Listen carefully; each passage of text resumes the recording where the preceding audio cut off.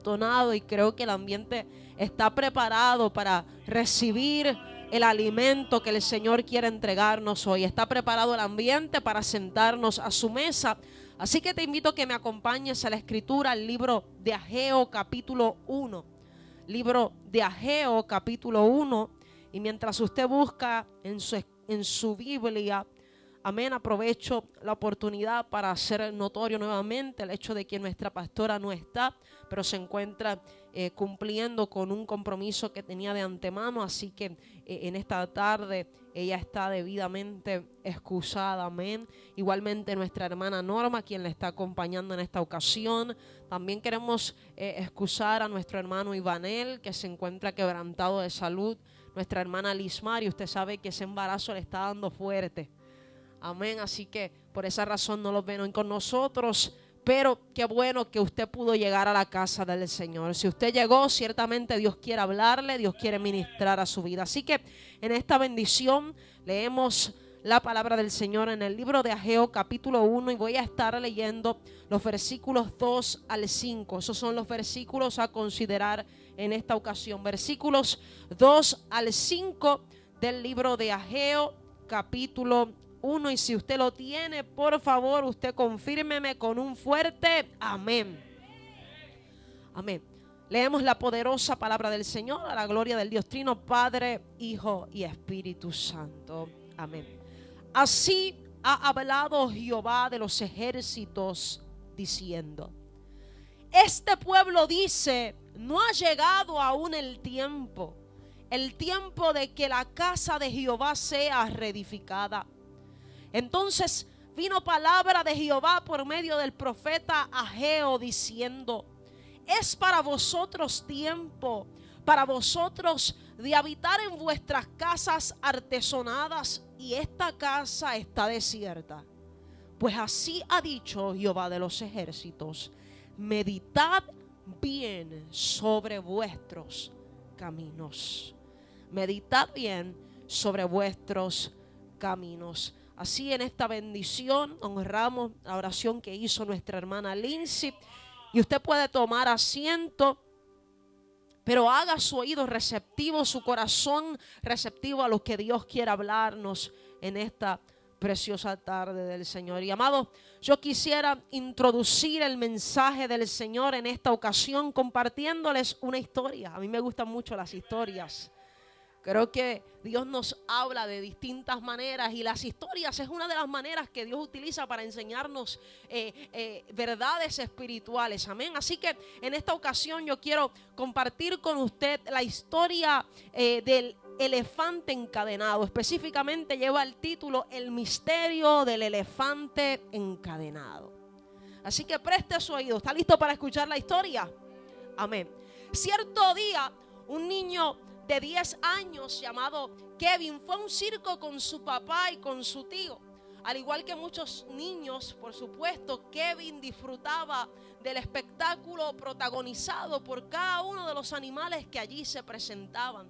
Sin embargo, nada atraía más su atención, aleluya, y evocaba tanta fascinación en él como la aparición del enorme elefante. De todos los animales que allí se presentaban, el favorito de Kevin era el elefante. Y creo que para muchos de nosotros también es uno de los favoritos. Amén. Así que durante la función, la enorme bestia, el elefante, hizo despliegue de peso, de tamaño y fuerza descomunal.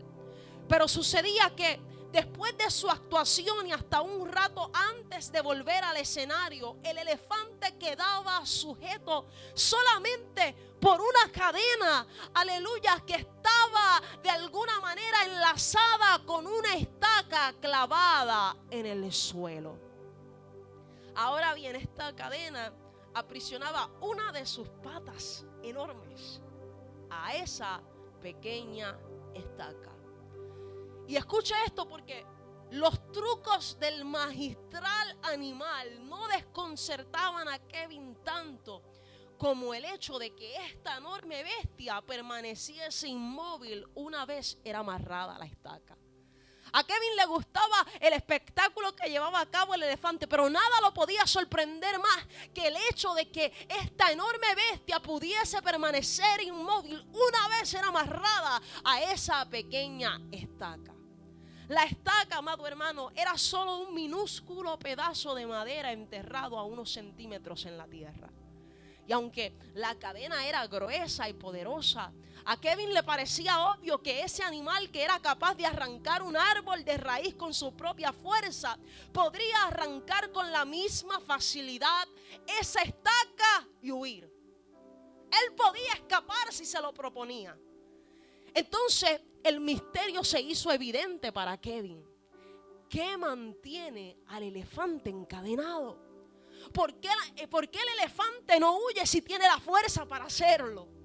Empapado de curiosidad, Kevin inició una jornada de entrevistas buscando una respuesta al misterio del elefante encadenado. Así que Kevin fue y preguntó a uno de los sugieres por qué razón el elefante no escapaba. También le preguntó a su papá y a su tío. Amado hermano, y le dieron una de las respuestas, la cual Kevin no consideró muy convincente. Le dijeron, bueno, lo que sucede es que el elefante no escapa porque estaba amaestrado, está entrenado. Pero esta respuesta, como quiera, despertó otras interrogantes en Kevin, quien hizo una pregunta muy lógica después de haberle dado esta explicación a la persona a quien le preguntó. Y ahora él dice, bueno, si está amaestrado, la pregunta que le sigue es, ¿por qué lo encadenan? Si está entrenado, ¿por qué tiene que estar encadenado? Si está amaestrado, ¿por qué tiene que estar atado? Lo cierto es que nadie pudo ofrecerle una explicación coherente al curioso Kevin. Insatisfecho, al finalizar la función, se acercó al maestro del elefante y le expuso su curiosidad. ¿Por qué el elefante permanece atado ahí a esa estaca y no huye? Y me llama la atención la respuesta que le dio el maestro, y es lo que le quiero compartir en esta preciosa tarde, así que preste atención. El maestro le sonrió y le respondió: el elefante del circo no escapa porque ha estado atado a una estaca parecida desde que era muy pequeño. En aquel tiempo, siendo un elefantito recién nacido, empujó, tiró, sudó tratando de soltarse. Sin embargo, a pesar de todo el esfuerzo, no pudo escapar, porque en aquel tiempo la estaca era ciertamente muy fuerte para él. Y luego de aquellos intentos, el elefante se durmió agotado. Al día siguiente volvió a intentarlo. Al día que le seguía volvió a intentarlo, pero el resultado era el mismo, no podía escapar. Y desde entonces el elefante aceptó su impotencia y se resignó a ser una simple estrella de circo. Pero el problema no es este, le dijo el maestro a Kevin. El asunto es que, por fascinante que parezca, aleluya, el elefante no nació para ser la estrella de un circo. El elefante nació para ser un poderoso ingeniero de ecosistemas. El elefante se supone que ayude a mantener los ecosistemas del bosque y las sabanas habilitados para otras especies. Él debe ayudar con su fuerza y su tamaño a crear caminos en hábitats que son boscosos y densos para permitir el paso de otros animales. Sin embargo, este elefante enorme y poderoso que ves, le dijo el maestro, tiene en su mente grabado el recuerdo de su impotencia, de aquella impotencia que sintió poco después de nacer. Y lo peor es que jamás se ha vuelto a cuestionar seriamente esa memoria. Jamás intentó poner a prueba su fuerza otra vez. Así que, niñitos, resumiéndote todo esto en una sola oración, yo debo decirte que el misterio del elefante encadenado es uno muy sencillo. El elefante no escapa porque cree que no puede. No es falta de fuerza, es falta de fe. El elefante no escapa porque cree que no puede. Y oh, amado hermano, al reflexionar en esta historia, el Espíritu de Dios me ministraba, aleluya, y sacudía mi corazón, estremecía mi ser, porque me hizo reflexionar en cuántas veces, amado hermano, nosotros somos un poco como ese elefante. El sentimiento de frustración a causa de experiencias de fracaso nos hace permanecer estancados, nos hace permanecer atados y comenzamos a vivir amarrados a una estaca que nos resta libertad.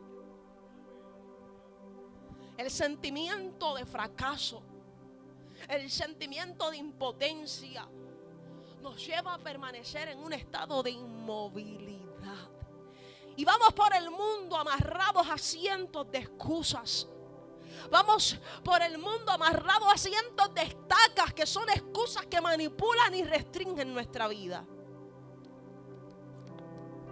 Excusas que no nos permiten alcanzar nuestro potencial.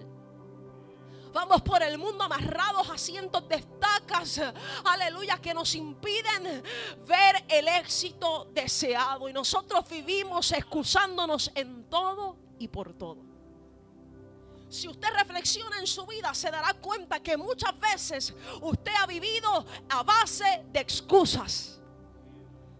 A base de excusas muchas veces vivimos. En todo y por todo nos queremos excusar. Y por favor, permítame establecer algunos ejemplos para que pueda entender lo que estoy hablando. El estudiante que fracasa en una materia por falta de responsabilidad del estudio, dice que fracasó porque el maestro no supo explicar. El esposo o la esposa que es infiel justifica su lascivia, justifica su lujuria y su desenfreno, diciendo que la culpa es de su cónyuge, que permitió que la relación entrase en una monotonía, que se enfriase el amor. El hijo rebelde justifica su rebelión diciendo: es que mis padres no me entienden. El soñador cobarde, aleluya, dice que no puede emprender su negocio porque la economía está mala, porque los productos han experimentado una alza significativa. El obeso dice que no puede rebajar porque comer saludable es costoso, pero el verdadero problema detrás de su obesidad no es el costo de los alimentos, es su glotonería. El mediocre justifica su mediocridad diciendo: es que así lo he hecho siempre y me ha funcionado. El malgeniado dice: no, es que yo soy así y nadie me puede cambiar. Yo crecí de esta manera, así me criaron. Excusas, excusas y excusas. Excusas que nos limitan. Pero lo triste, amado hermano, es que por si fuera poco, no nos hemos conformado con vivir una vida a base de excusas en el ámbito secular, sino que hemos arrastrado esas excusas y las hemos hecho parte de nuestra vida como creyentes. Hemos tomado excusas, aleluya, y las hemos hecho parte de nuestra vida espiritual. Los cristianos, muchos de ellos viven excusándose. Es más, me voy a incluir. Muchas veces yo como cristiana he vivido excusándome. No puedo diezmar, no puedo ofrendar. Dice aquel que de alguna manera cree que sus finanzas están tan comprometidas que no puede dar la milla extra. No, es que Dios entiende que en estos momentos mis finanzas están comprometidas. Pero la realidad es que quien generalmente dice eso es aquel que está más comprometido con sus responsabilidades humanas que con sus deberes cristianos. Hemos puesto excusas que parecen muy espirituales en ocasiones. Excusas, por ejemplo, dice un cristiano: asisto solo un día a la iglesia porque Dios sabe que yo tengo una agenda muy cargada. Pero generalmente el que dice esto es porque prefiere atender su asunto antes que los asuntos de Dios. Es porque ha ocupado tanto el tiempo en sus propios afanes que ha descuidado el espacio que les corresponde al Señor. Otra excusa muy sonada de los cristianos es: me voy a otra iglesia porque este pastor o esta pastora es demasiado estricto, impone mucha autoridad. Aleluya. Pero con frecuencia quien dice esto es aquel que es muy altivo para recibir disciplina y recibir corrección. En esta iglesia iglesias son muy religiosos. Ellos tienen un código muy riguroso de vestimenta, de pudor. Yo me voy a otro lugar. Aleluya. Normalmente quien dice esto es aquel que por amor al liberalismo aborrece la santidad. No es que Dios mira mi corazón. Dice el que amando este mundo se rehúsa a vivir piadosamente. Dios me entiende. Cuando yo tenga tiempo, estoy muy cansado, Él sabe que yo trabajo, que yo tengo muchas responsabilidades. Ahora no, cuando esté mejor. Dice el perezoso que no quiere asumir compromiso con Dios. Excusas. Excusas, amados, que impiden que nosotros gocemos de la plenitud de la bendición de Dios en nuestra vida, en nuestros trabajos, en nuestras comunidades, en nuestras iglesias, en donde quiera que vamos. Excusas que, como fue el caso del elefante encadenado, nos llevan a vivir fuera de nuestro propósito, fuera del plan de Dios para nuestra vida. Así como el elefante no fue creado para ser la estrella de un circo, ni para vivir bajo el dominio de un maestro, nosotros tampoco fuimos creados ni fuimos redimidos del pecado para vivir esclavizados al dominio de Satanás. Pero ignorantemente, no por falta de fuerza, sino por falta de fe, permanecemos amarrados a la estaca de la excusa. Y hoy, mi amado hermano, yo quiero compartirte esta palabra en el nombre de Jesús, bajo el tema: acaba ya con las excusas. Acaba ya con las excusas. Esa es la palabra a través de la cual Dios quiere ministrarnos en esta preciosa tarde. Acaba ya con las excusas. Si hay un desafío que hoy Dios quiere poner delante de nosotros, es que asumamos la resolución de acabar con nuestras excusas antes de que nuestras excusas nos acaben a nosotros. Aleluya. Así que yo te pido que por favor me ayudes a predicar y hagas un ejercicio. Dígale al vecino más cercano: acaba con las excusas. Acaba con las excusas. Ahora háblese a usted mismo y diga: yo voy a acabar con las excusas. Yo voy a acabar con las excusas. Amados, nosotros hemos aprendido a vivir utilizando excusas como el jabón, sencillamente para lavarnos las manos. Usamos excusas como el jabón para lavar nuestras manos, porque precisamente para eso sirven las excusas. Son argumentos, son causas, son razones que presentamos con el propósito de despojarnos de la culpa, de librarnos de alguna responsabilidad o de evadir algún castigo.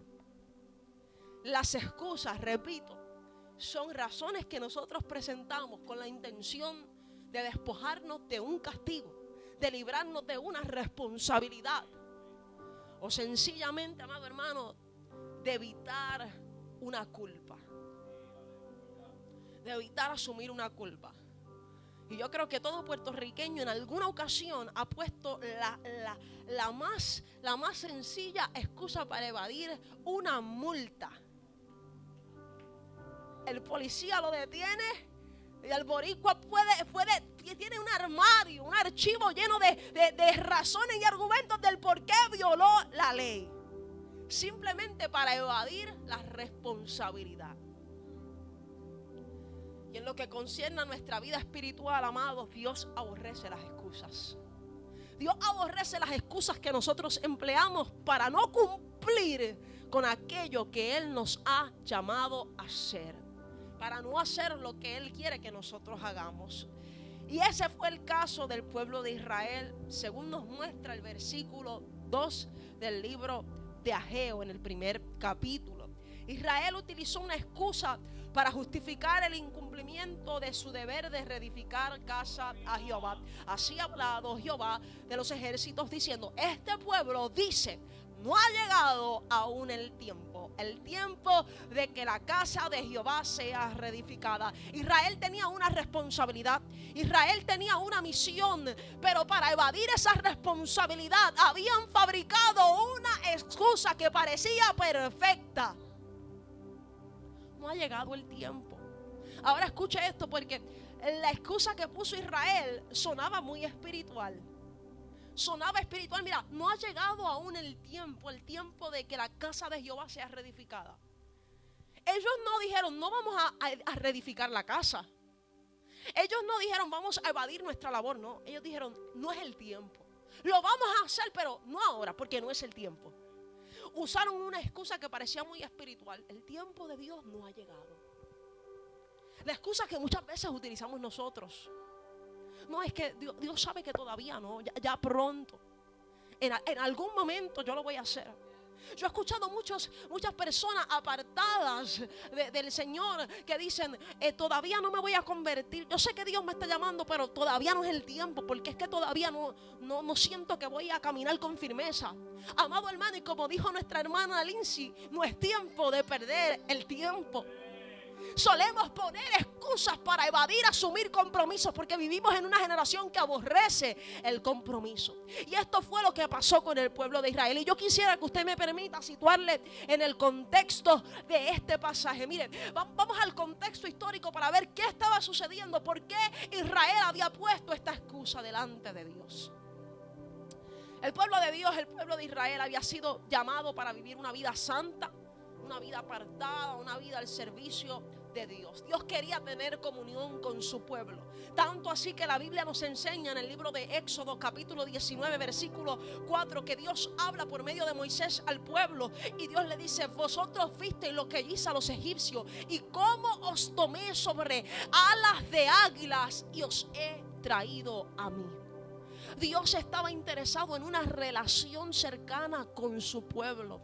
Tanto que hace alusión a la relación que tiene el águila con sus polluelos, con sus pequeños, aleluya, aves. Y él dice: yo los he tomado sobre alas de águila y los he traído a mí. Dios quería a un pueblo que tuviese comunión con él. Sin embargo, el pueblo de Israel hizo lo malo ante los ojos de Dios. Dios quiere tener comunión con nosotros y muchas veces hacemos lo malo delante de los ojos de Dios. Dios anhela tener cercanía con nosotros y muchas veces nosotros nos alejamos de Él voluntaria y precipitadamente porque estamos enfocados en nuestros asuntos, en nuestros deseos. Y el pueblo hizo lo malo delante de los ojos de Dios. Y fue amonestado por distintos profetas que Dios levantó con la intención de que el pueblo se convirtiese de sus malas obras y se volviese de sus malos caminos. De hecho, cuando nosotros vamos a la escritura, al libro de Jeremías capítulo 25, la Biblia nos enseña que por un plazo consecutivo de 23 años Dios estuvo amonestando al pueblo sin cesar. 23 años Dios hablándole al pueblo. Ahora la pregunta que debes hacerte en esta tarde para reflexionar es: ¿cuánto tiempo Dios te lleva hablando a ti? ¿Cuánto tiempo Dios lleva hablando a tu corazón? ¿Cuánto tiempo Dios lleva diciendo deja las excusas? ¿Cuánto tiempo Dios lleva diciendo te quiero levantar, quiero hacer esto contigo, quiero hacer esto con tu casa, ve y haz esto, haz lo otro? ¿Cuántas veces Dios lleva hablándote, amonestando, corrige esto, endereza esto que está torcido, arréglate en esta área, te he dicho que te limpies aquí, que te santifiques allá? Pero ponemos excusas. 23 años Dios hablándole al pueblo, pero el pueblo obstinado decidió permanecer rebelde en su vida de pecado. Consecuencia de esto, amado hermano, usted conoce la historia. Dios pronuncia una sentencia, Dios da aviso de juicio, de castigo para su pueblo. ¿Y cuál era el castigo que Dios tenía preparado para su pueblo? Bueno, Dios iba a usar a Babilonia durante un periodo de 70 años como su agente de juicio contra Israel. Él usaría a Babilonia para mantener cautivo a Israel por 70 años. 70 años permanecerían cautivos, castigados, siendo oprimidos por sus enemigos a causa de su pecado de idolatría y rebelión contra Dios. Y en esta temporada de 70 años, mi amado hermano, el gozo les sería quitado. La alegría les sería quitada. La ciudad de Jerusalén quedaría asolada, sus murallas derribadas, el templo destruido. Muchos iban a morir, iban a experimentar opresión, iban a estar en tierra extraña, en tierra pagana. Sin embargo, había una buena noticia para Israel, y es que la ira de Dios no iba a durar para siempre. Porque si hay algo que caracteriza a Dios es su carácter amoroso y misericordioso. Dios no quería destruir a Israel. Dios quería despertarlo. Y hay situaciones que van a llegar a nuestra vida, situaciones que nos van a poner en estrechez, no porque Dios tiene la intención de destruirnos, es que Dios quiere despertarnos. Hay situaciones que van a llegar a nuestra vida para despertarnos, tormentas que van a llegar para que nosotros podamos reaccionar y podamos tomar la determinación de corregir nuestro camino. Fíjese que cuando Jonás, aleluya, decidió evadir su responsabilidad de ir a Nínive y predicar, la Biblia nos enseña que él tomó una nave y fue a Tarsis y se desató una tempestad en el mar. Lo cierto es que mientras esto corría, Jonás estaba durmiendo, pero la tormenta se despierta y los otros marineros que están ahí van y lo despiertan. Y aquella tormenta, aquella interrupción que hubo en el sueño de Jonás tuvo la intención de acomodarlo en el propósito de Dios. Y hay veces que Dios nos va a incomodar para poder acomodarnos dentro de su plan para nuestra vida. Hay crisis que van a llegar para que nosotros podamos abrir nuestros ojos y podamos entender que Dios nos está llamando a hacer su voluntad.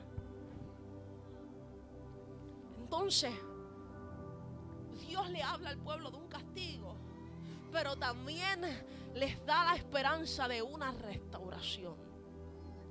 Del mismo modo en que le advierte que va a venir el juicio, les anuncia una futura restauración. Jeremías 29, porque así dijo Jehová, versículo 10: cuando en Babilonia se cumplan los 70 años, yo os visitaré y despertaré sobre vosotros mi buena palabra para haceros volver a este lugar. Dios le estaba diciendo, van a ser castigados, pero así como van a ser castigados, les prometo que van a ser restaurados. Y hay momentos que Dios nos va a poner en aprieto a fin de restaurarnos, a fin de purificarnos, a fin de limpiarnos. Dios anticipa la restauración de Israel. Y durante los 70 años que estuvieron en cautiverio, por medio de la profecía, Dios mantuvo esa esperanza viva en medio del pueblo. Dios mantuvo esa esperanza viva. Ahora bien, se cumplieron los 70 años, el plazo del tiempo anunciado por Dios, y Dios cumple su promesa. Diga conmigo, Dios cumple su promesa. No importa cuánto tarde, puede tardar 1 año, 2 años, 3 años, 4 años, 70 años, pero Dios cumple su promesa. Y Dios había hecho una promesa de restauración y Dios la iba a cumplir. Se cumplió el plazo determinado por Dios y en el año 538 a.C., Ciro el Grande, rey de Persia, emitió un decreto por voluntad de Jehová, permitiendo que los judíos regresasen, aleluya, de su cautividad y entraran a Jerusalén, a su tierra, y reconstruyeran el templo. Sabes que hay cosas que muchas veces en nuestra vida están en ruina, pero Dios nos va a dar la oportunidad de que volvamos a levantarla de las ruinas. Si pudiésemos traer un mensaje de este versículo, de esta promesa de restauración, yo podría ponerle por tema: te levantarás de las ruinas. Porque no importa qué área de tu vida haya sido arruinada, cuando Dios llega, cuando Dios te visita con el poder de su palabra, Él te capacita para que vuelvas a reedificar en los lugares que parecían desiertos y asolados. Entonces, Ciro el Grande firma este edicto, este decreto, y permite que los judíos regresen a su tierra, con la misión de que reconstruyesen el templo de Dios. Y en el año 537 a.C., una cantidad aproximada de 50,000 judíos, aleluya, regresaron a Jerusalén, liderados por Zorobabel y por Josué, también conocido como Josué. Ahora bien, regresan estos 50,000. Pero me llama la atención porque estos 50,000 que regresaron no fueron cualquiera. Cientos de miles habían salido en aquel exilio. Cientos de miles fueron llevados cautivos, pero solamente 50,000 regresaron. Y estos 50,000 que regresaron, cuando usted lee y estudia el libro de Esdras, se dará cuenta que eran los más comprometidos que estaban con la obra de Dios. Quiere decir que en un lugar se puede predicar la misma palabra a todas las personas y unos van a salir restaurados y otros no. Porque todo depende del compromiso que tú tengas con la verdad de Dios. Estaban en el mismo lugar, recibieron la misma palabra profética, pero unos volvieron y otros no. ¿Por qué? Porque unos asumieron el compromiso, otros no. Y en esta mañana yo te pregunto, ¿serás tú de los que asumes el compromiso o serás de los que lo ignoras? O Dios quiere que nos responsabilicemos y acabemos con nuestras excusas. Ahora bien, regresan estos 50,000 judíos. que al regresar llegan a Jerusalén y lo primero que hacen es que edifican el altar sobre su base. Estaba arruinado, pero lo edificaron sobre su base. O sea que no es lo importante aquí no es solamente edificar el altar, es edificarlo en el fundamento correcto. Ellos lo edificaron sobre su base original. Luego de eso, la Biblia nos enseña que ellos restauraron las fiestas. Esto está en el libro de Esdras, capítulo 3. Usted puede ver con detalle lo que el pueblo hizo. Restauraron el altar, lo edificaron sobre su base, restauraron las fiestas. Y las fiestas les recordaban al pueblo de la fidelidad de Dios. O sea que, número uno, ellos deciden levantar el altar, el lugar donde podían ofrecer sacrificio para expiar por sus pecados. Número dos, ellos conmemoran las fiestas donde recuerdan la fidelidad de Dios para con su pueblo. Y 2 años después del sacrificio y de la fiesta, en el 536 a.C., colocaron los cimientos del templo. Colocaron la base del templo. Hasta ahí todo estaba perfecto.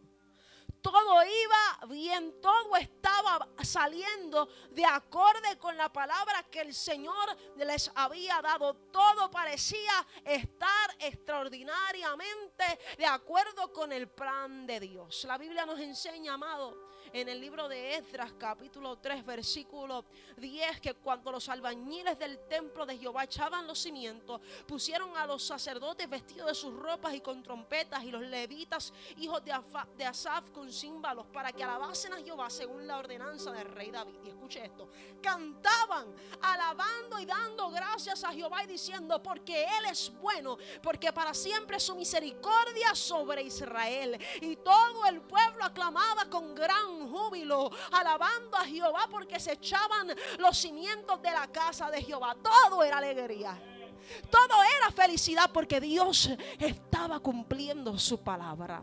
Y qué felicidad la que nosotros sentimos cuando vemos que todo está saliendo de acuerdo con el plan de Dios.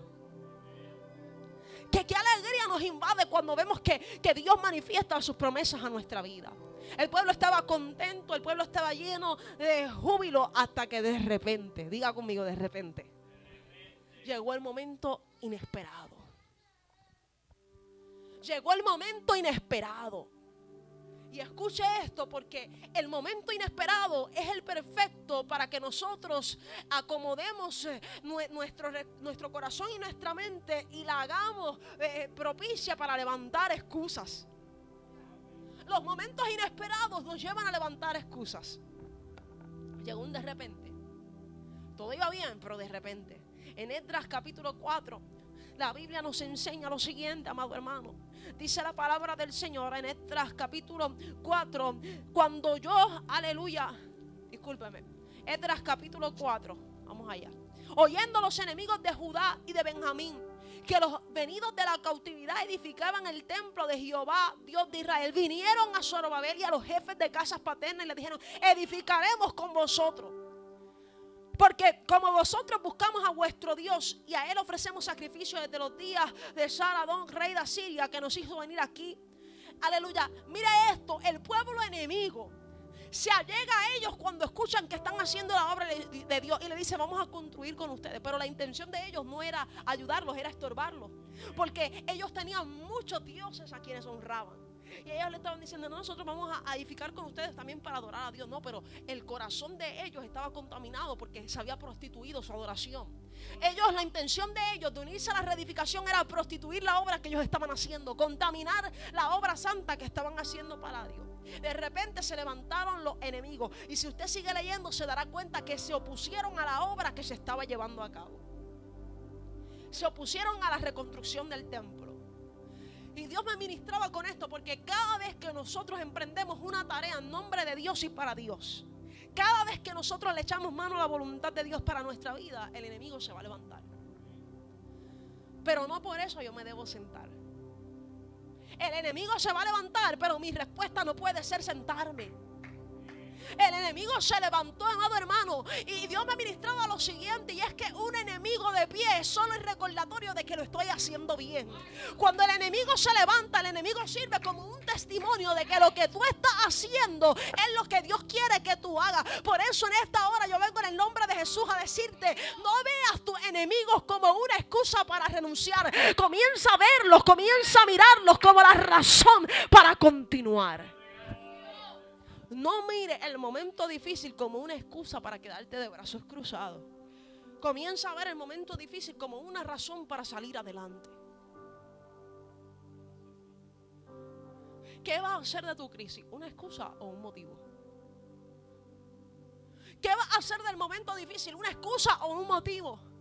Yo escuchaba la historia de dos hermanos que fueron criados en un hogar disfuncional donde su padre era alcohólico, era maltratante. Uno de ellos terminó en el mismo camino y siempre decía, es que así me criaron, esto fue lo que yo vi. El otro fue un gran empresario, levantó fundaciones para ayudar a las personas a salir de vicios, de alcohol, de drogas. Y cuando le preguntaron cuál fue la diferencia, él dijo que yo no utilicé lo que yo viví como una excusa, lo usé como una razón para superarme. Y en esta hora yo vengo a decirte, usa el escenario adverso como un motivo para que puedas continuar avanzando. Que cuando sientas la persecución del enemigo, tú digas, ahora es que voy a seguir adorando, porque ahora le voy a recordar al diablo que mi gratitud, mi corazón están en Dios. Si hay un personaje que la Biblia nos habla de él y a mí me fascina porque nunca puso excusas, fue Job. Job vivió el escenario perfecto para situar excusas que lo llevasen a evadir su responsabilidad de adoración. Pero en el momento más crítico la Biblia dice que él se postró y adoró, porque él venía en el ataque, no una excusa, una razón. Por eso él dice, Jehová dio, Jehová quitó, sea el nombre de Jehová bendito. Él sabía que cuando Dios daba y cuando Dios quitaba, como quiera, él merecía alabanza. Y el conocer el carácter de Dios lo llevó a alabarle, no importando lo que estuviese viviendo. ¿Cómo vas a ver tus opresiones, tus adversidades, tus luchas, tus problemas, el levantamiento de tus enemigos? ¿Excusas o motivos para seguir? En medio de todo esto, amado, desafortunadamente, en medio de aquella opresión, murió el rey Ciro, el rey a quien Dios le había dado la orden de que enviase a su pueblo a construir el templo. Muere en batalla el hombre a quien Dios le dio la visión. ¿Y cómo se aflige nuestro corazón cuando parece que las promesas que Dios nos dio están muriendo?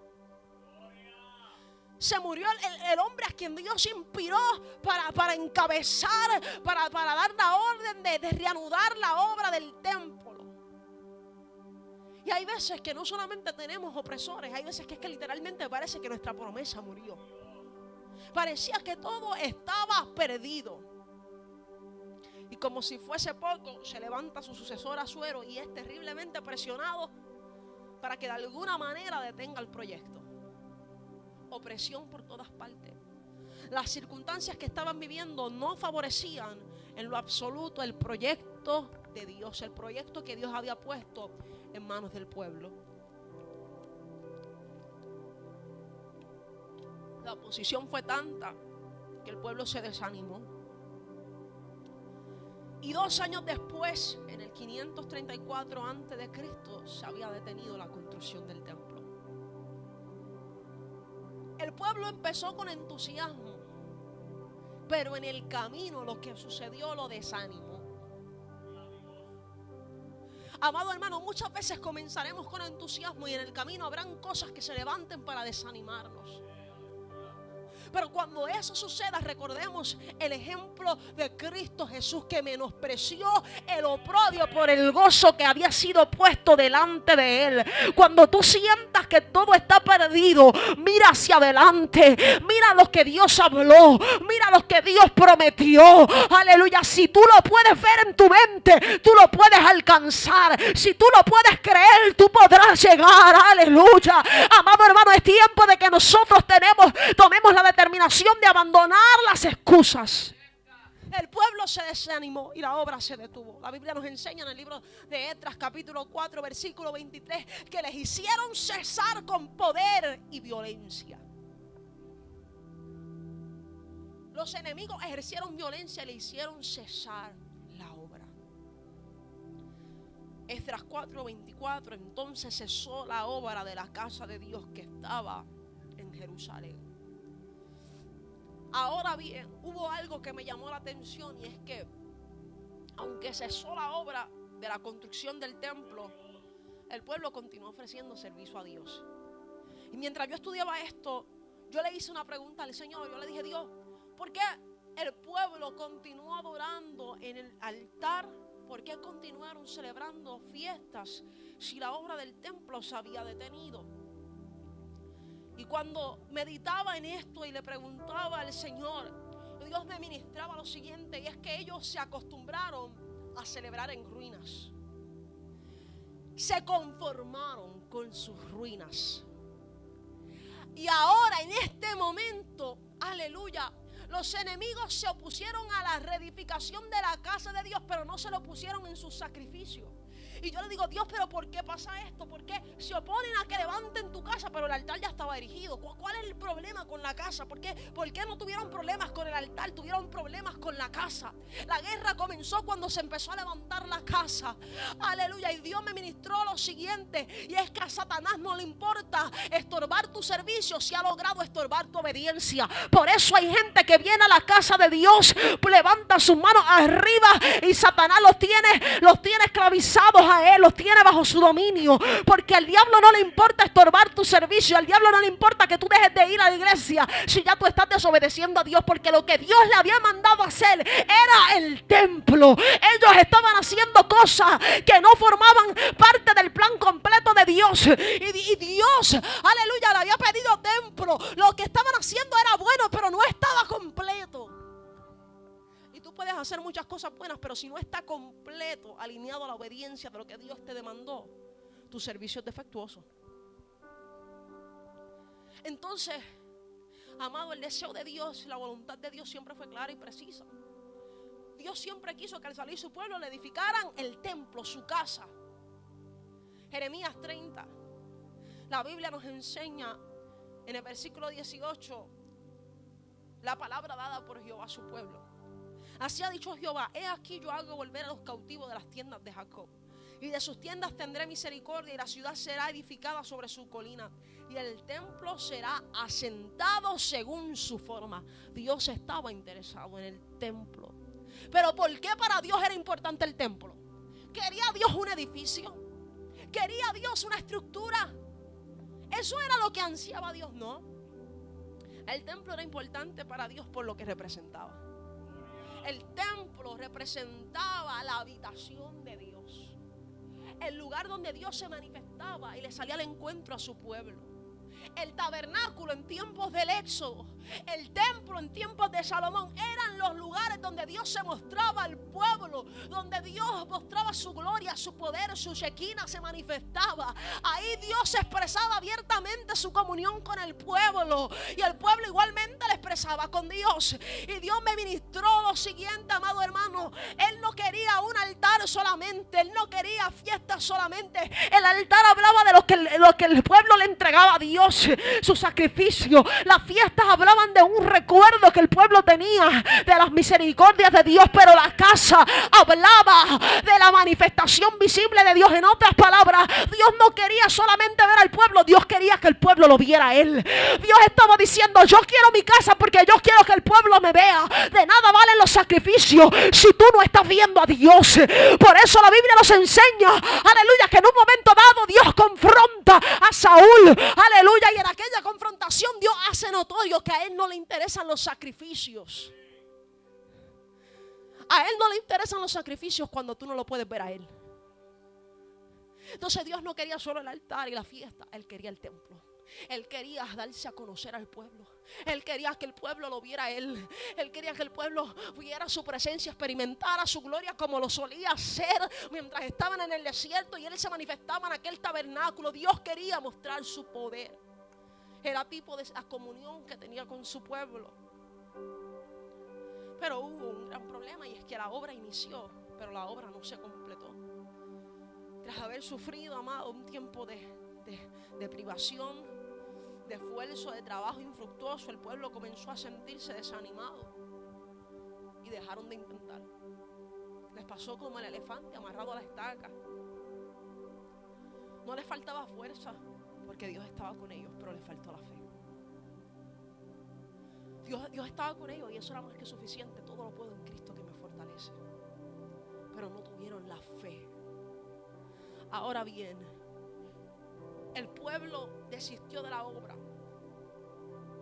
Comenzaron a analizar, a racionalizar su situación hasta decidir que no era el tiempo. Ellos vieron la opresión como una señal de que no era el tiempo de Dios. Muchas veces nosotros hacemos lo mismo. Señor, si se abre la puerta es tuyo, pero si hay mucha traba no eres tú. ¿Y quién te dijo que Dios quería hacerte el camino fácil? Dios solo quería hacerte lo posible. Pero muchas veces queremos el camino fácil y cuando se torna difícil decimos, esto no es de Dios, ahora no. Señor, si es tu voluntad que yo entre por esa puerta, que no suceda nada. Y se levantó la oposición y tú te detuviste porque tú pensaste que era Dios. Pero la manera en que tú racionas que Dios se mueve no necesariamente es como Dios se quiere mover. Entonces el pueblo puso esa excusa, no es el tiempo. Amado, lo que puede mover la estaca en tu vida no es la razón, es la fe. Cuando las circunstancias no favorecieron la idea de éxito, ellos tomaron una excusa, no es el tiempo de que hagamos lo que Dios dijo que hagamos. Y esa excusa se convirtió en la estaca del pueblo.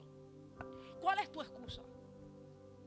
Hay muchas áreas en nuestra vida que son limitadas por nuestras excusas, áreas donde Dios nos está haciendo demandas. Pueden ser áreas dentro de nuestra vida privada, como también pueden ser áreas que forman parte de nuestra vida, como parte de una iglesia, de una iglesia. A veces ponemos la excusa de que no vamos a ofrendar voluntariamente, de que no vamos a diezmar porque es que tengo aprietos, estoy en una situación estrecha. Y a veces Dios nos está probando a ver cuán capaz tú eres de dar todo por Él. A veces Dios nos pide todo para demostrarnos que Él es todo. Pero muchas veces nosotros ignoramos eso y ponemos excusas. A veces llegamos cansados del trabajo y sabemos que hay culto, pero decimos, es que el día fue fuerte, Señor, tú sabes, yo te oro desde aquí. Yo te hablo desde aquí. Y te quedaste dormido, no hablaste conmigo. Excusa. Excusas. Eso que lo haga la pastora. Si a ella se le ocurrió esa idea, ese inventito fue de ella, no lo consultó con la congregación, que lo haga ella. Excusas. Excusas para no manifestar devoción. Excusas porque no tenemos compromiso con Dios.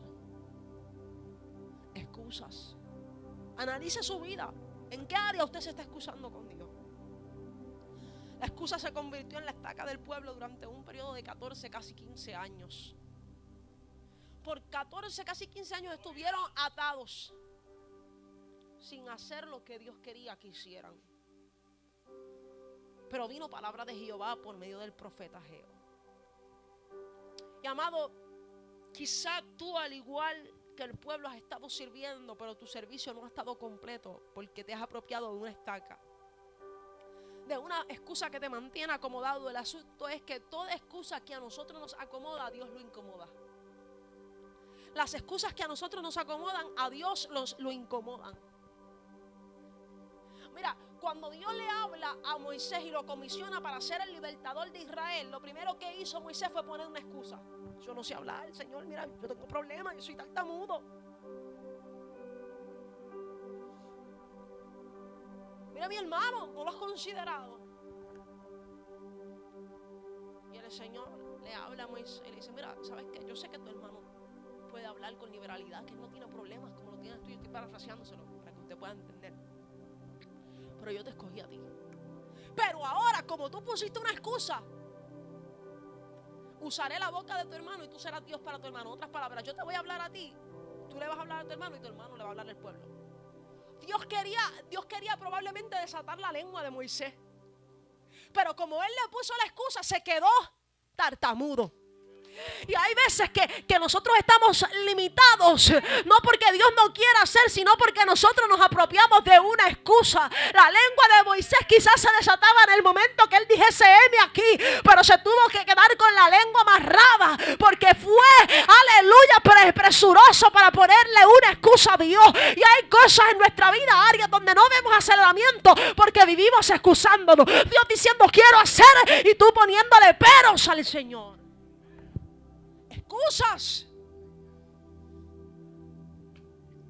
Y Ageo se levanta como Dios, como voz de Dios, para hacer consciente al pueblo de que sus excusas les están destruyendo. Y es aquí, amado, donde yo quiero traer 3 puntos rápidamente de lo que hacen las excusas en nuestra vida. Fueron lo que hizo las excusas en el pueblo de Dios. Amado, 3 cosas le ocurrieron a Israel tras apoyarse en las excusas. Y es lo mismo que nos sucede a nosotros hoy. Una vez que el pueblo abrazó la excusa de la opresión es mucho, este no es el tiempo de Dios. Lo primero que ellos hicieron fue sustituir la palabra del cielo por la palabra de la tierra. Ellos tenían una orden del cielo, reconstruyan. Pero había un edicto que había firmado el rey. Una carta que había salido de Artajerjes. Decía, no lo hagan. Sustituyeron la palabra del cielo por la palabra de la tierra. Y en ese momento hubo un cambio de prioridades. Donde nosotros ponemos nuestro sentido determina cuál será nuestro destino. Cuando la mujer pecó porque puso su sentido en el lugar donde no tenía que ponerlo. Y hubo un cambio de prioridades. Hacía 18 años los exiliados habían salido, habían llegado a Jerusalén con una orden de Dios, pero hacía 14 años permanecía inactivo el trabajo, permanecían en desobediencia porque le hicieron caso a la palabra del hombre antes que a la palabra de Dios. Y hay consecuencias terribles cuando nosotros no escuchamos la palabra de Dios y escuchamos la palabra del hombre. Cuando nosotros nos volvemos escasos con Dios porque estamos viendo las noticias y prefiero guardar para mí que dar para la obra del Señor. Suceden devastaciones, tragedias, la consecuencia es terrible, amado hermano. Y una de las causas o una de las cosas que sucede a causa, mejor dicho, del cambio de prioridades, de escuchar la palabra del hombre antes que la de Dios, amado, es que nos convierte en nada más y nada menos que en idólatras. Dios había castigado a este pueblo por idólatras, pero ahora en sus excusas se estaban volviendo idólatras. ¿Por qué? Porque mira, amado hermano, el diablo no quiere que tú odies a Dios, el diablo quiere que tú te olvides de Dios. En este tiempo el diablo no quiere que tú odies a Dios. Él quiere simplemente que tú haya un cambio de prioridades en tu vida, donde te olvides de Él y el centro seas tú. Donde sustituyamos al Creador por lo creado, por las criaturas. Y el pueblo sustituyó la palabra del Creador por la palabra de las criaturas. Y el deseo del Creador por el deseo de las criaturas. El pueblo comenzó a vivir para complacer sus propios deseos y no cumplió con las demandas de Dios. Y lo primero que hace el pueblo en el momento que cambia las prioridades es que en lugar de edificar casa para Dios, edificaron casas para sí mismos. Atendieron sus asuntos antes que los de Dios. Hay momentos en que vamos a ser tentados y vamos a ser probados a ver hasta dónde llega nuestro amor por Dios. Hace un tiempo atrás yo estaba en una situación de estrechez económica y de repente yo estaba en mi casa, no estaba durmiendo, estaba recostada, y mientras estaba ahí me llegó algo a la mente, una idea, y me llega a la mente, oye, Anisha, ¿te gusta cosas de Dios? Tú tienes licencia de capellana, ¿por qué tú no aplicas para ser capellana del Army? Y vas a tener muy buenos ingresos y muy buenos beneficios. Y esa idea comenzó a internalizarse dentro de mí. Y yo decía, es verdad, voy a tener dinero, mucho dinero, Army, dinero. Y yo recuerdo que comencé a buscar, yo ni sabía que existía un capellán para el ejército, pero eso me llegó a la mente. Y yo comencé a buscar por Google y mira, encontré yo, wow, terrible, los beneficios te pagan para tu casa, aparte de tu ingreso, Y yo decía, wow, eso está terrible, no. Y yo voy a hacer la voluntad de Dios porque yo le voy a hablar a otros de Dios. El pueblo creyó que estaba haciendo la voluntad de Dios edificando el altar solamente. Se justificaron, excusas, no, está bien, podemos adorar, tenemos por lo menos para el sacrificio. Pero no había un lugar donde Dios fuese visto. Dios no quería solamente que ellos hicieran algo para Él. Dios quería mostrar que Él era capaz de hacer algo para ellos. Tu servicio va a ser más excelente para Dios a medida que tú permitas que Dios haga para ti. Y yo, comencé presurosamente, sin consultarle al Señor, a hacer movida. Comencé a buscar contacto, llegué a la oficina del Army, me entrevistaron, me enviaban mensajes casi todos los días de lo hermoso que era eso, insistiéndome que ya tomara la decisión. Solamente era un weekend al mes que no iba a estar en la iglesia porque estaba en servicio, y 2 semanas al año que tenía que estar fuera. No es mucho tiempo. Dios entiende. Un fin de semana puedo diezmar más. 2 semanas al año. Si como quiera voy a hacer la voluntad de Dios, porque voy a hablarle a Él. Pero amado, el Espíritu comenzó a redarguirme y comenzó a sentir cierta incomodidad con la idea. Y creo que fue el Espíritu de Dios que me impulsó a hacer preguntas sabias. Entonces comencé a hacer las preguntas. Ok, y entonces si hago esto, ¿cuánto voy a cobrar al año? Porque yo no tengo un bachillerato en teología, yo tengo un bachillerato en trabajo social. Pues por tener el bachillerato en otra área que no es teología, ahí viene el pero. El salario va a ser $5,000 anuales. Yo, ¿qué? $5,000, pero qué mediocridad. $5,000 anuales, sacrificando un fin de semana de mi servicio a Dios en la iglesia, 2 semanas al año por $5,000. Sí, no, porque entonces es que no estarías activa. Si te activamos es diferente. Y si me activas, ¿para dónde voy? Bueno, puedes estar 1 año en Alaska, 1 año en Europa. No, Señor, reprenda al diablo. Aleluya. ¿Sabes lo que pasó? Dios me abrió los ojos para ver que no todo lo que parece ser es. Y hay cosas que van a parecer que son de Dios, pero nos van a desviar de su propósito, amado hermano. Y muchas veces nos volvemos idólatras y comenzamos a ver cómo nosotros podemos buscar la manera de complacer nuestros deseos, nuestras aspiraciones, nuestros sueños, pero ignoramos lo de Dios. Y el pueblo hizo eso, se olvidó de la casa de Dios y edificó sus propias casas. Y no solamente edificó sus propias casas, es que eran casas artesonadas. En otras palabras, casas lujosas. Ahora, no hay nada malo con que tú tengas algo lujoso. El problema es cuando a expensas de lo lujoso, lo de Dios está en necesidad.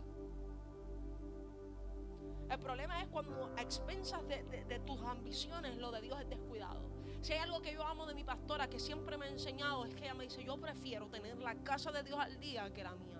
Yo prefiero tener salda la renta de la iglesia que tener salda mi renta. Yo prefiero no tener comida, pero que en la iglesia no falte nada. Y yo he visto con mis propios ojos, he sido testigo de momentos donde ella ha puesto a Dios primero, pero luego he visto cómo luego de ser probada es recompensada. Y amado hermano, hay algo que nosotros tenemos que aprender en esto. Nuestra pastora, y la uso de ejemplo, ni siquiera lo tenía, pero el Espíritu me lo trae a mi memoria. Nuestra pastora no tiene un ingreso pastoral, no tiene un trabajo secular, no tiene un esposo que la mantenga, pero amado hermano, tiene fe, aleluya. Y la estaca muchas veces no se mueve porque nosotros no tenemos fe, porque no somos capaces de creer, porque no somos capaces de extender la milla extra, de correr más allá, de ir más allá de nuestra fuerza. El pueblo que conoce a Jehová se esforzará y actuará. Es tiempo de que pongamos esfuerzo. Y el pueblo construyó para sí. Ahora mira esto, porque ellos estaban en un momento de aprieto. No solamente por la oposición, el hecho de que ellos hubiesen desistido de hacer la obra de Dios había llevado a que hubiese escasez. Lo que hacían, su trabajo era infructuoso. La Biblia nos enseña eso. En el versículo 6, trabajaban y no veían el dinero, se explotaban y nada. Había escasez, la tierra no estaba produciendo como debía producir. Y mira lo que pasó. Mientras eso sucedía, ellos encontraron los medios para edificar sus casas lujosas. En otras palabras, ellos posiblemente enfrentaron grandes dificultades para conseguir los materiales, el suministro para sus propias casas, pero quedó claro que no estaban dispuestos a enfrentarse a los mismos problemas para edificar la casa del Señor. Pudieron enfrentar vicisitudes por lo suyo, pero no por lo de la casa de Dios. cuántas veces nosotros hemos relevado a Dios de su lugar poniendo nuestros intereses? Hacemos un overtime para ganar más dinero, pero no hacemos un overtime en oración para que las cadenas sean rotas. Podemos quedarnos despiertos viendo una película. Ay, Señor, es que tú sabes que toda la semana iglesia y todo, y trabajo, ya hecho, por lo menos un breakcito para descansar. Pero no podemos permanecer despiertos, vigilando, leyendo su palabra. Cambiamos prioridades. Y lo segundo que pasó es que luego de cambiar las prioridades, comenzaron a vivir fuera del propósito de Dios. Ya no solamente son idólatras, ahora el cambio de prioridades los saca del propósito de Dios. Y fuera del propósito de Dios la vida es fácil, pero no es recta. Fuera del propósito de Dios la vida puede ser más fácil, pero no es recta. Las deudas pueden ser canceladas muchas veces, pero no necesariamente está recto delante de Dios.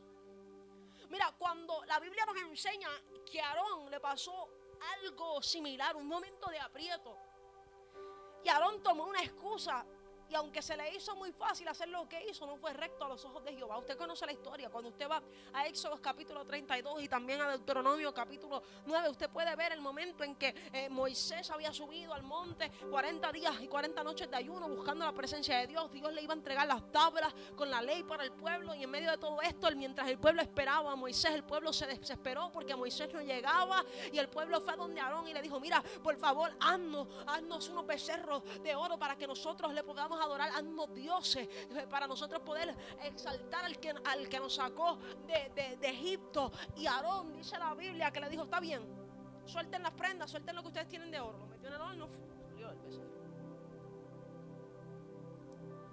Pero, amado, yo no sé qué llevó a Aarón a hacer esto. Posiblemente como él era el que estaba en representación del líder mayor ahí, quizás dijo: esta gente me va a matar, se están desesperando. Yo no sé cuándo Moisés va a bajar. La palabra de Dios está teniendo tardanza. Espérate, ¿qué pasa? Y acuérdese que él era la boca, pero Moisés era Dios para él, porque Dios hablaba a Aarón lo que tenía que decir por medio de Moisés. O sea, en otras palabras, la palabra de Dios parecía que estaba detenida. Y cuando eso sucede, Aarón dice: yo no puedo hacer otra cosa que simplemente hacer lo que el pueblo me está pidiendo. Excusa. ¿Y qué hizo Aarón? Lo que el pueblo le pidió. Pero la Biblia nos enseña, amado hermano, que cuando esto ocurrió, esto desagradó a Dios a tal punto que dice la Biblia en Deuteronomio 9:20, que contra Aarón se enojó Jehová en gran manera para destruirlo. Mira, y Aarón trató de justificarse, porque luego de que hizo lo que hizo, dijo al otro día: vamos a hacer una fiesta a Jehová. Veló por sus intereses antes que por la voluntad de Dios, y lo alejó del propósito, y aunque fue fácil, no fue recto delante de los ojos de Dios. Comenzamos a vivir vidas fáciles pero no rectas. Número 1, se cambian las prioridades y entra la idolatría. Vivimos una vida fácil pero no recta, apartada del propósito de Dios. Y número 2, el pueblo perdió la identidad. Cuando nosotros vamos a la escritura, Ageo 1:2, mira lo que dice el Señor: así ha hablado Jehová de los ejércitos, diciendo: este pueblo. No dijo mi pueblo, dijo este pueblo. Porque cuando nosotros buscamos excusas, perdemos nuestra identidad. Yo no sé si usted se ha cuestionado qué hubiese pasado si en el huerto, cuando Dios confrontó al hombre, no hubiesen puesto una excusa. La mujer que tú me diste, no, la serpiente. No sé lo que hubiese pasado, pero quizás hubiese sido distinta la historia. Quizás en lugar de ser sacados del huerto, hubiesen permanecido ahí, aunque tal vez con más trabajo.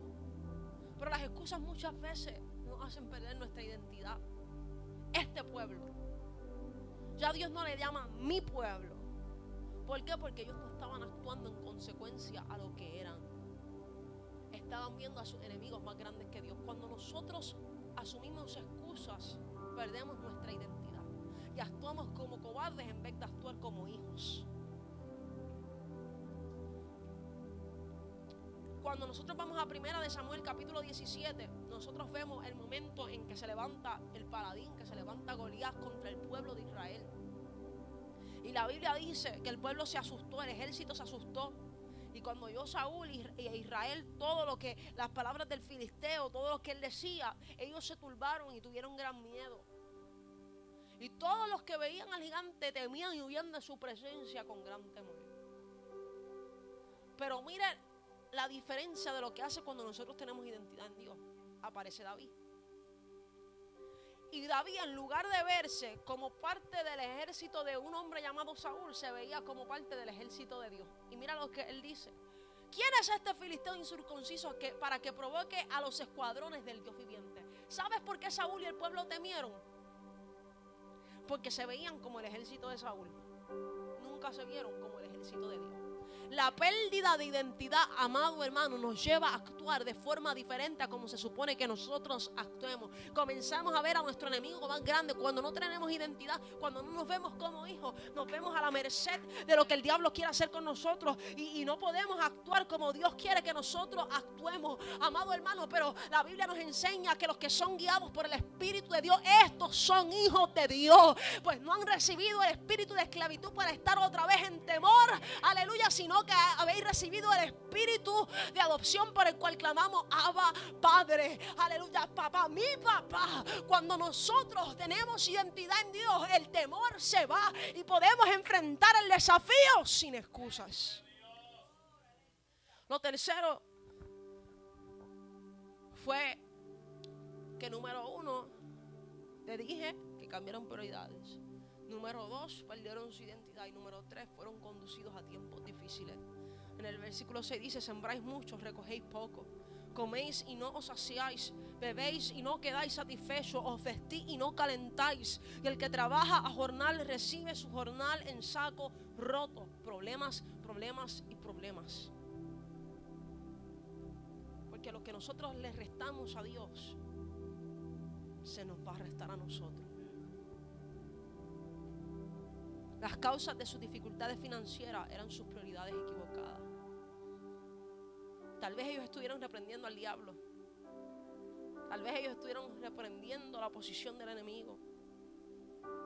Pero ¿sabe qué? Como dijo Anthony una vez, mi hermanito Anthony, no era ataque del diablo, era plan de Dios. Plan de Dios para que despertasen, para que viera que su insensatez lo estaba llevando a la ruina. Amados, y ya por concluir, las excusas los paralizaron 14 años. Pero Dios tenía un plan. Y Dios permite que se levante Ageo como voz suya. Lo primero que ellos hicieron, yo te dije, fue sustituir la palabra de Dios por la palabra de los hombres. Ahora, para ser restaurado, el orden es el mismo. Ahora tienes que sustituir la palabra de los hombres por la palabra de Dios. Y Dios dice: 14 años se ha detenido la obra. Déjame en mi misericordia volver a hacerle escuchar mi voz, para que cambien de prioridad otra vez. Y Dios levanta a Ageo como voz profética sobre el pueblo de Israel. Y Dios le hace un llamado: meditad sobre vuestros caminos. Meditad sobre vuestros caminos. Literalmente en el original lo que dice es: pon tu corazón, pon atención a lo que tú estás haciendo. Estudia con detenimiento tu vida. Mira lo que está pasando. Meditad sobre vuestros caminos. ¿Sabe lo que significaba meditar sobre sus caminos? Reconocer su culpa. Si ellos meditaban profundamente en su camino, iban a reconocer que eran los culpables de su ruina.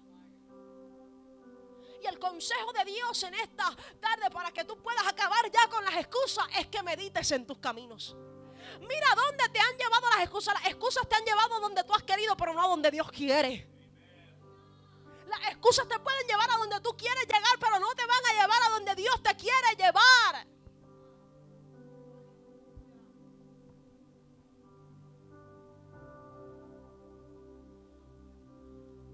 Meditar sobre los caminos implicaba moverse de la excusa a la responsabilidad. Hemos pecado.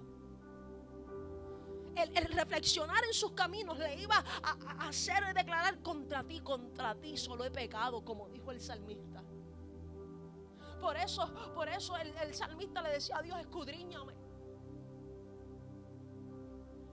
Porque él sabía que cuando Dios lo escudriñara, Dios le iba a poner su falta. Y cuando las faltas quedan expuestas, no nos queda otra cosa que reconocer nuestra culpa. Ahora yo te dije que para la restauración es lo mismo. Número uno, Dios habla para que el pueblo cambie de la palabra de los hombres a la palabra suya, para que vuelva a haber un cambio de prioridades. Aleluya. Y esa prioridad comienza cuando nosotros meditamos, cuando nosotros reconocemos nuestra culpa. Ahí nosotros somos capaces de entender el mensaje de Dios y aceptar su voluntad. Y una vez nosotros hacemos esto, lo segundo que Dios hace es que nos devuelve la identidad. Por eso ahora, cuando el pueblo escucha la palabra de Dios, toma la decisión de emprender nuevamente la misión, porque ellos temieron a Jehová, temieron a la voz de Dios cuando lo escucharon hablar. Ellos deciden retomar la labor, y si usted lee, usted se va a dar cuenta, aleluya, que emprendieron la obra. Pero el hecho de que ellos emprendiesen la obra de nuevo no significa que no iba a haber oposición. Ahora el asunto es que ellos habían aprendido la lección y su mente había sido renovada. Ellos habían sido devuelta su identidad cuando pusieron a Dios en primer lugar. Por eso la Biblia nos dice en Esdras capítulo 5 que ellos volvieron a hacer la obra de Dios. Pero mira, se les levantó el enemigo de nuevo, vino la oposición. Sin embargo, como la identidad les había sido devuelta, mira lo que ellos le dijeron a los enemigos. Esdras 5:11: y nos respondieron diciendo así: nosotros somos siervos del Dios del cielo y de la tierra, y reedificamos la casa que ya muchos años antes había sido edificada, la cual edificó y terminó el gran rey de Israel. En otras palabras, ahora que tenemos la palabra de Dios, podemos hablar con autoridad al enemigo y decirle: yo sé quién yo soy, yo sé quién está conmigo. Y en este tiempo la única manera en que vamos a acabar la excusa es que volvamos a poner la palabra de Dios en primer lugar, para que nuestra identidad nos sea devuelta y nos veamos como Dios nos ve, pueblo suyo.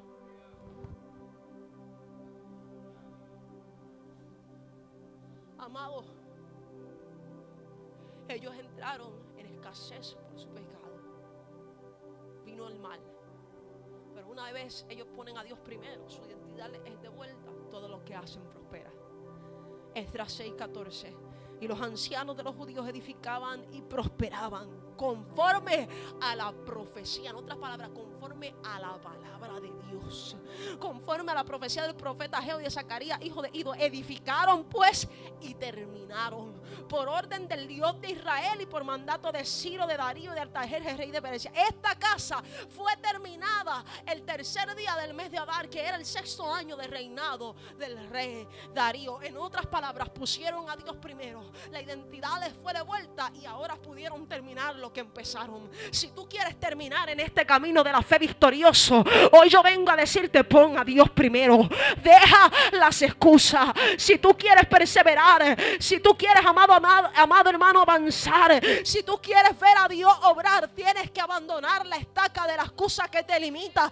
La estaca es muy pequeña, es muy minúscula en comparación al poder de Dios. Ahora te toca creer que Dios es capaz de hacer. Y una vez que el pueblo creyó, Dios le dijo: ahora que tienen fe, ahora van a poder hacer. Y en el versículo 8 del capítulo 1, Dios le habla y le dice: subid al monte y traed madera y reedificad la casa, y pondré en ella mi voluntad y seré glorificado, ha dicho Jehová.